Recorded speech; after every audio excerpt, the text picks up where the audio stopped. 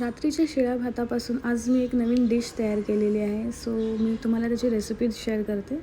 So इथे मी थोडा कांदा, गाजर, मिरची, कढीपत्ता, कोथिंबीर, अद्रक, लसूण फाईन चॉप करून घेतलेले आहे. ते एका भांड्यामध्ये सगळं आपण टाकून घेऊया. त्याच्यामध्ये थोडेसे मी भिजवलेले पोहे पण 1 वाटी टाकलेले आहेत आणि मग त्याच्यामध्ये तुम्ही ऑरेगानो, चिली फ्लेक्स तुमच्या चवीनुसार टाकू शकता. मग त्याच्यामध्ये मी रेड चिली पावडर, हळद, थोडंसं इथे जिरे घेतलेले आहे,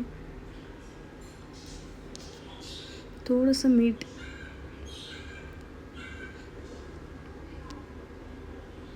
हा इथे मी कांदा लसूण मसाला टाकलेला आहे आणि मग बाइंडिंगसाठी थोडंसं आपण बेसन ॲड करणार आहोत, जेणेकरून आपलं हे असं मिश्रण तयार होईल.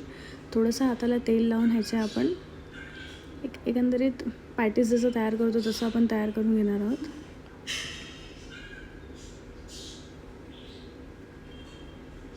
तुम्ही बघू शकता. सो इथे तेल गरम झालेलं आहे. आपण हे जे भजी तयार केलेली आहे ते आपण याच्यामध्ये टाकून घेऊया.